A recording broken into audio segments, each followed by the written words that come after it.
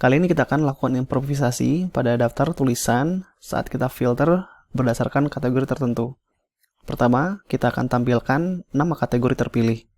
Misalnya jika kita pilih kategori internet, akan ditampilkan kategori terpilih internet di atasnya. Kemudian jika tidak ditemukan tulisan pada kategori terpilih, kita juga akan tampilkan pesan.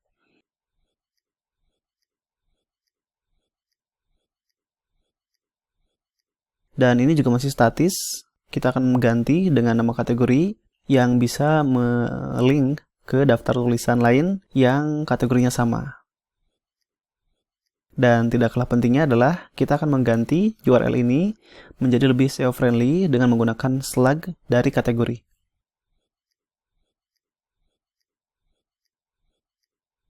Tetapi sebelum itu, mari kita lakukan sedikit perubahan pada query ini. Sebenarnya tidak ada masalah dalam query ini.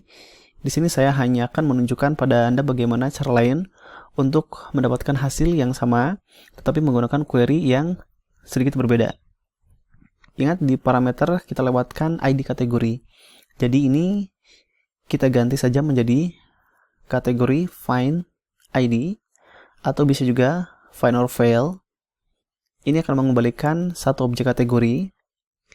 Selanjutnya, kita bisa ambil daftar tulisan atau post yang berelasi menggunakan metode posts.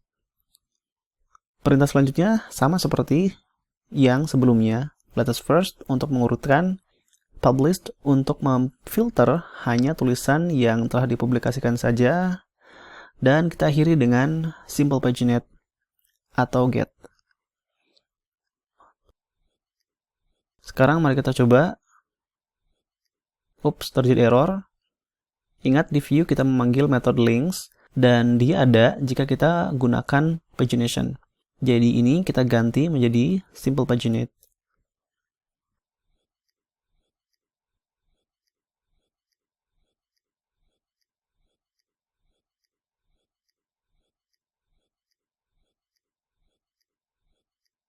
Oke, ini kita rapihkan.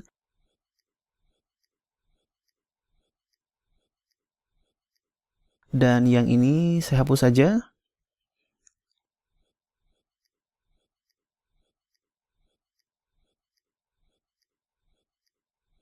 Dan mari kita debug query yang dijalankan.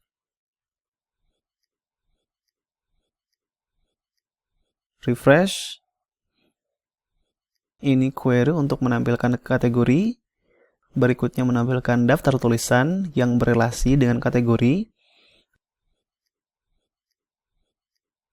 Dan di sini ada dua query lagi untuk menampilkan data user atau penulis. Ini karena data tulisan ada 2. Jika 10, maka ada 10 kali eksekusi query untuk menampilkan data user. Jadi mari kita kembali ke blog controller lagi, dan di sini kita panggil method with, kemudian lewatkan nama relasi, sama seperti di method index ini. Kita lihat lagi. Oke, sekarang hanya satu query. Kita sembunyikan query log. Refresh. Oke. Selanjutnya kita akan ganti filternya dari menggunakan ID menjadi slug. Pada video sebelumnya, kita telah menggunakan route service provider, tapi kali ini kita akan mencoba cara yang lain. Jika kita lihat di rute ini, kita mendefinisikan satu parameter kategori, dan Laravel akan menerjemahkannya sebagai nilai integer secara default. Tapi jika kita injek objek kategori di dalam definisi parameter, Laravel akan menerjemahkannya dengan mencari objek kategori berdasarkan ID yang dia dapatkan. Oke, ini saya rapihkan.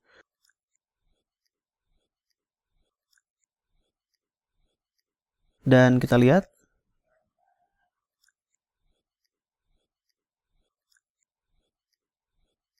Hasilnya sama. Cara seperti ini dikenal dengan route model binding. Lalu bagaimana caranya kita ganti dari ID menjadi slug? Sangat gampang. Pertama, mari kita ganti dulu link dari kategori.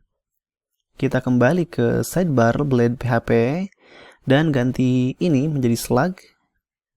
Kita lihat. Oke, sekarang link kategori sudah berubah.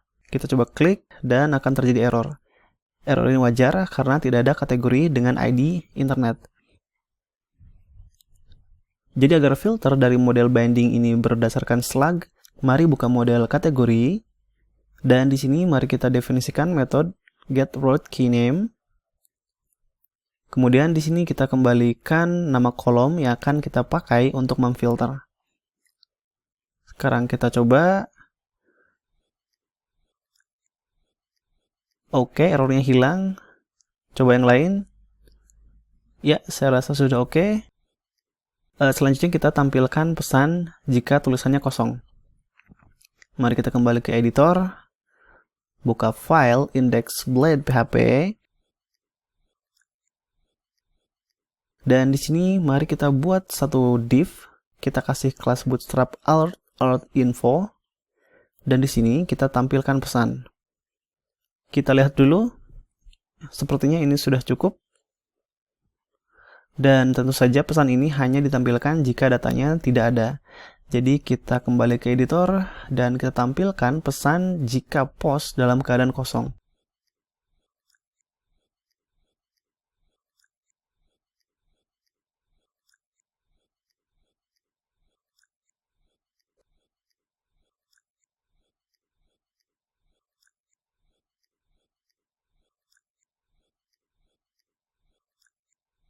Selanjutnya kita tampilkan nama kategori terpilih di bagian atas. Kembali ke editor, dan di sini kita cek jika ada definisi kategori name. Kita tampilkan nama kategorinya di sini.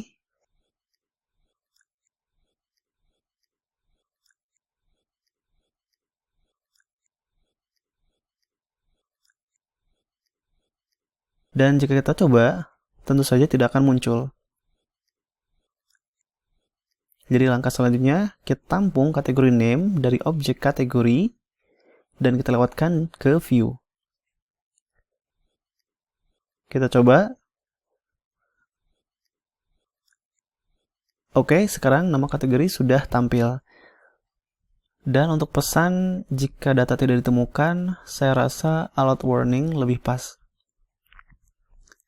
Selanjutnya, mari kita tambahkan nama beserta link kategori di step item blog index. Ini saya ganti ikonnya menjadi folder. Kemudian URL menjadi rute kategori. Dan namanya kita ganti menjadi post kategori title. Kita lihat.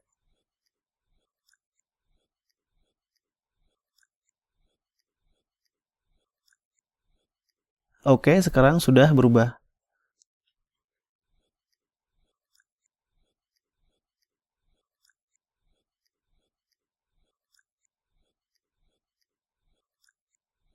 Selanjutnya mari kita coba klik detail tulisan. Dan di sini muncul error yang mengatakan bahwa kategori tidak dikenali. Jadi mari kita kembali ke blog controller. Dan cara paling mudah adalah copy saja daftar kategori ini. Dan kita paste di metode show. Tentu saja cara seperti ini tidak bagus karena banyak duplikasi kode yang sama di setiap metode. Untuk sementara tidak apa-apa, kita akan memperbaikinya nanti. Kemudian jangan lupa kita lewatkan ke view, refresh. Oke, sekarang errornya sudah tidak ada. Sebelum kita akhir pembahasan ini, mari kita rapihkan kode di blog controller. Kita kembali ke editor, dan di sini ada duplikasi kode yang sama di semua metode, yaitu kode untuk menampilkan daftar kategori. Cara seperti ini tidak baik, karena jika ada perubahan satu kode, maka kode lain juga harus kita ubah. Selain itu, kita usahakan agar di controller ini, kode yang kita buat sesedikit mungkin. Untuk kasus ini, kita bisa menggunakan view composer. Meskipun namanya composer, tetapi ini tidak ada kaitannya dengan composer dependency manager. Pertama kita buka terminal, dan kita buat service provider. Kita beri nama misalnya composer service provider. Service provider adalah pusat dari proses inisialisasi di mana semua kode yang relevan dan diperlukan dimuat di sini. Termasuk yang paling esensial yaitu framework Laravel itu sendiri. Di sini kita bisa meregistrasikan service apa saja, seperti binding, event listener, middleware, rute, dan lain-lain. Dan kita juga bisa membuat custom code, kemudian dimuat di sini. Mari kita buka file Composer Service Provider yang barusan kita buat. Dia akan disimpan di folder app, providers, dan kita akan panggil view composer di method boot ini, karena metode ini dipanggil setelah semua service provider telah diregistrasikan semuanya. Jadi setelah diregistrasikan semuanya di framework, baru kita bisa mengakses semua service provider yang kita butuhkan. Di sini kita panggil helper view, kemudian panggil metode composer. Metode ini membutuhkan dua parameter. Yang pertama adalah path dari view, dalam hal ini adalah sidebar yang ada di folder layouts. Kemudian yang kedua adalah closure dengan parameter yaitu object view itu sendiri. Kita kembali ke block controller, kemudian kita cut baris ini. Ini juga kita hapus. Kemudian kita paste di sini. Selanjutnya kita masukkan daftar kategori ke view.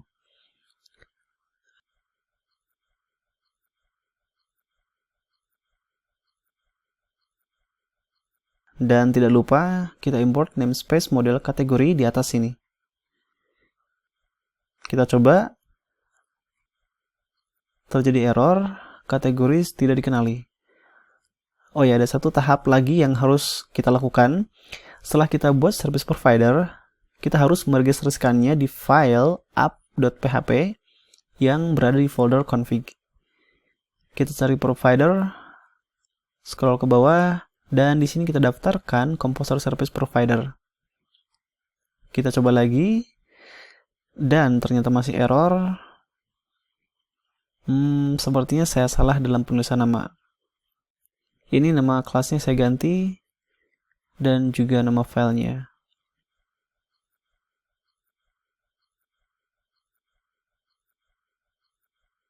Kita coba lagi. Oke, sekarang sudah tidak terjadi error. Kita bersihkan metode lainnya.